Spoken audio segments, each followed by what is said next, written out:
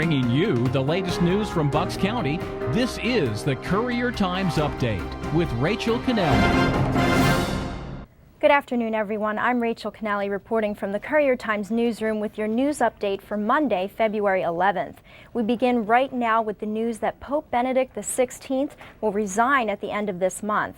We're getting reaction from area Catholic officials, the Archdiocese of Philadelphia, and our local Catholic schools. The 85-year-old Pope said he lacks the strength to fulfill his duties. He will be the first pontiff in 600 years to resign.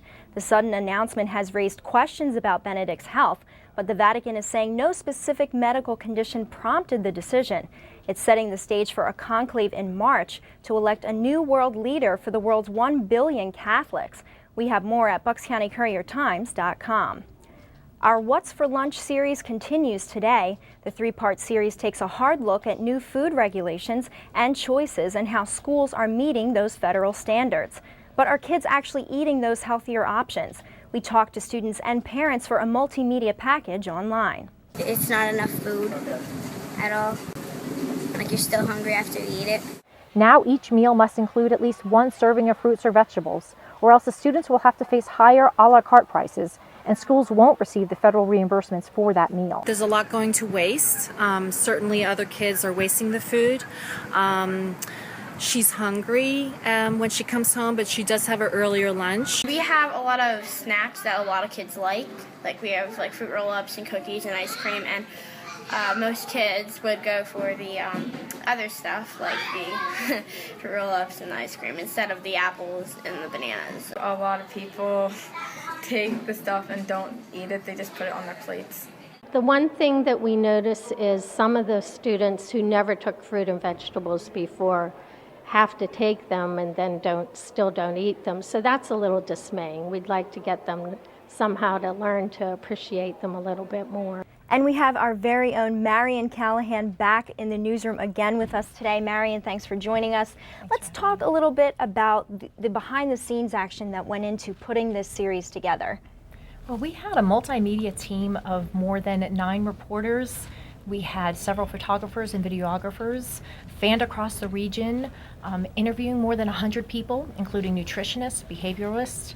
We had reporters talking to principals and superintendents, and of course parents and students. And for the most part, we had a good experience. Many schools let us in with open arms, and they allowed us to interview both students and administrators. Some schools would only allow reporters to speak to administrators, and they didn't want cameras or video cameras. And some schools banned us altogether. But like I said, overall, we had a positive experience, and we were able to give our readers and viewers a glimpse into the world of school lunches and expose both the pitfalls and the advantages of new federal mandates that for the first time ever limit calories and portion sizes. And we hope to accomplish with this series at least create an awareness of the obesity epidemic in our country and what roles schools and governments play in kind of reducing that epidemic. You know, some people and many critics say the government's going a little too far. Others are saying that the government's mandates are positively influencing students' behaviors in school. But obesity is a problem. Right now it affects children and teens, 17% of children and teens ages 2 to 19, and that's triple what it was a generation ago. Schools are not to blame. It is widely understood that this is a societal issue, but there is no question that the federal government feels that schools do play a role in the solution. Thanks again, Marion. The series wraps up on Tuesday. You can find the full package at buckscountycouriertimes.com. Our campaign to get a new kitchen for the Bucks County Emergency Homeless Shelter has already raised more than $57,000 in just 1 week, but we need $200,000. So we're getting creative. We're inviting you to pose your pet with $1. It can be a dog, cat, bird, weasel, lizard, or even spider, and you can send it to our newspaper's photo editor, Rich Kennedy, at rkennedy@phillybirds.com. Include your pet's name and where you live. We'll publish it in the paper or online, but the deal is you have to send the $1 to the Courier office in Levittown. Kate Fratty's column has all the details on our website.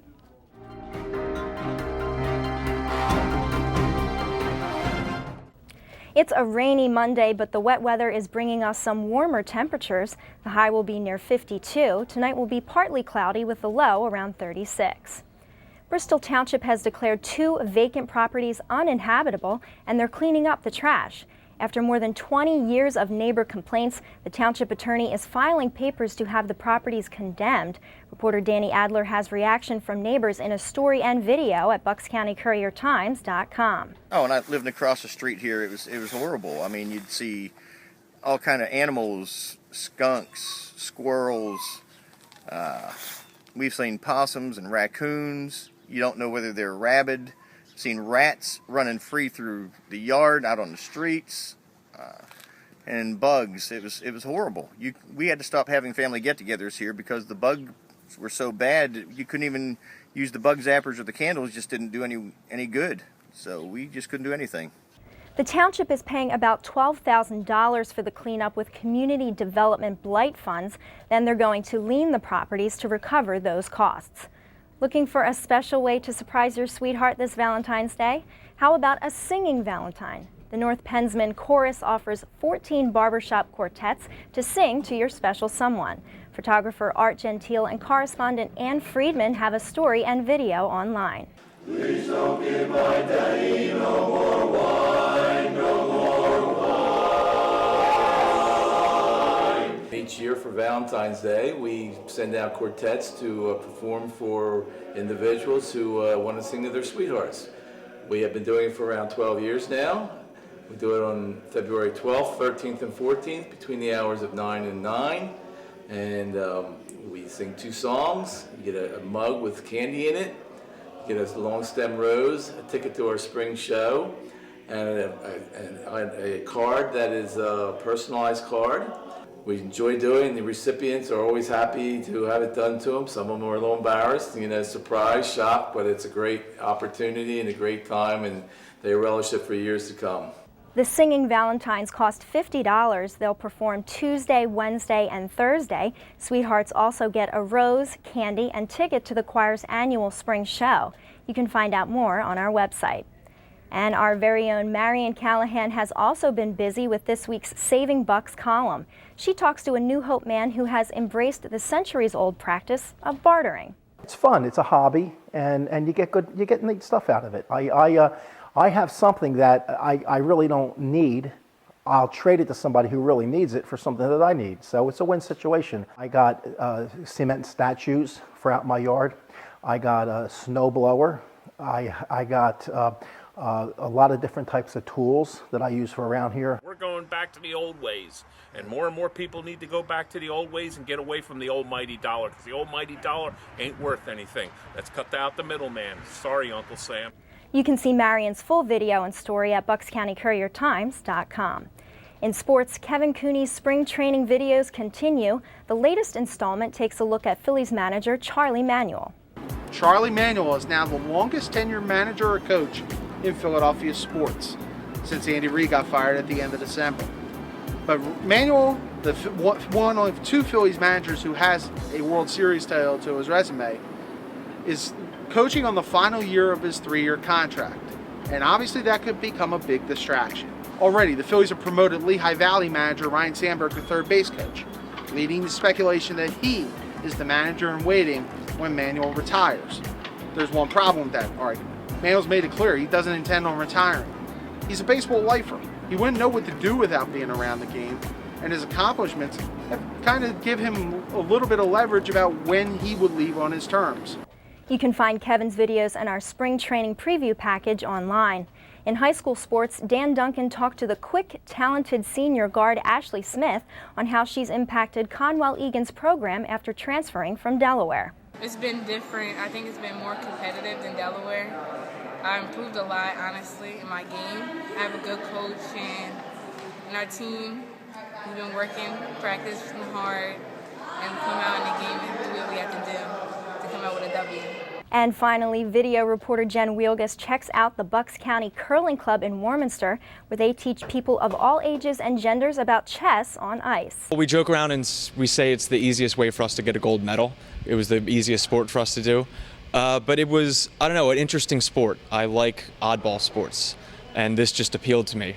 you really don't know what it's like until you come out and try it. And you might like it, you might not, but it's really a good time, and even if you might not like the sport itself, there's great people to come and hang out with regardless. You can look for Jen's full report on our website. Now here's a look at what we're working on in the newsroom. Tonight, the Neshaminy School Board is expected to make a decision regarding the massed charter school application. Beat reporter Christian Menner will be there covering with the story and video. For years, Falls and Tullytown have been trying to figure out where the municipal boundary line is at the site of one of Waste Management's landfills. Do they have an answer yet? Reporter Joan Hellier will have the latest update. And finally, Council Rock's Education Foundation got a generous $8,700 donation from TD Bank. Reporter Chris English is working on a story about what they'll do with the funds. Keep checking BucksCountyCourierTimes.com for all the latest stories and local news. I'm Rachel Canelli. Thanks for watching and have a good day. More than 1 million meals have been served here at the Bucks County Emergency Homeless Shelter. Like any other home, this kitchen is the heart of this shelter, and it's in desperate need of some long overdue TLC. That's why Family Service Association, Comcast, the Courier Times, and Intelligencer newspapers are teaming up in a campaign asking you, Bucks County, to buck up. There will be collection boxes all across the county, so buck up, Bucks County. Let's take care of the heart of this shelter together so they can cook and serve 1 million more meals to those in need.